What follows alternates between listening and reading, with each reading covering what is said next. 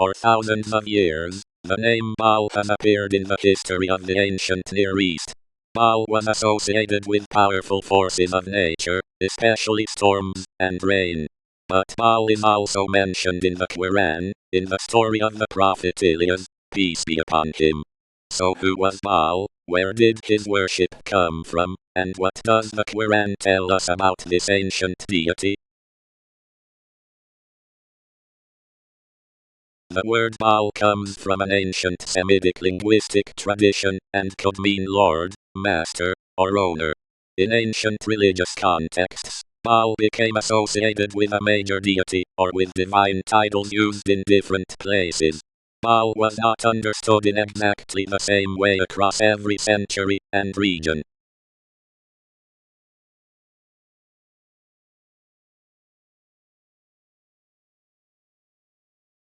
In Canaanite religious traditions, one prominent Baal was closely connected with storms, rain, and fertility. For agricultural societies, rainfall was essential for crops and survival. Ancient texts and archaeological discoveries from the Levant help historians reconstruct these beliefs, although the evidence is incomplete and traditions changed over time.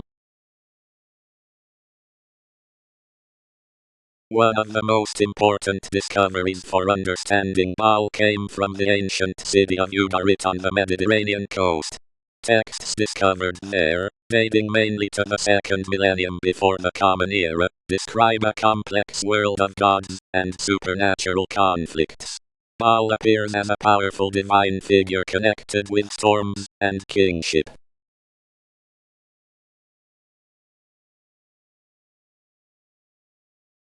The Quran mentions Baal in Surah Safat, in the account of the Prophet Ilyas, peace be upon him. The Quran presents Ilyas as a messenger, who called his people to fear Allah, and abandon the worship of Baal. The passage asks, in meaning, will you not fear Allah? Do you call upon Baal, and leave the best of creators?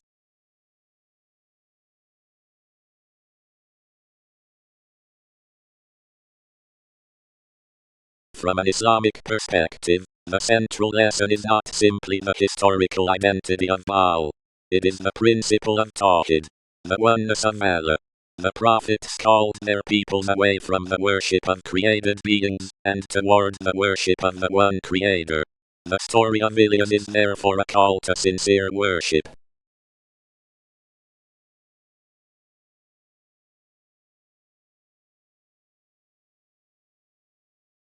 Baal worship did not exist in one unchanging form.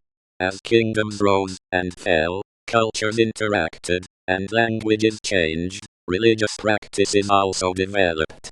Archaeologists have found inscriptions, figurines, temples, and other remains connected with ancient religious traditions.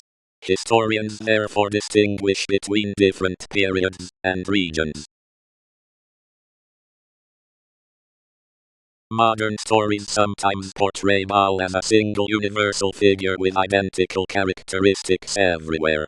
History is more complicated. We have evidence for ancient Baal traditions, but many later claims come from legends, polemics, popular culture, or speculation. A responsible documentary separates archaeological evidence from later storytelling.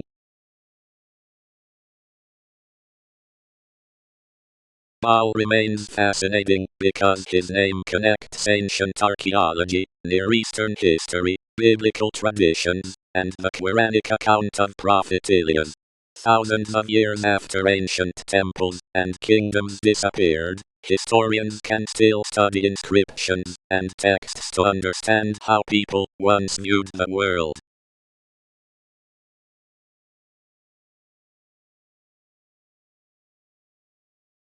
So, who was Baal?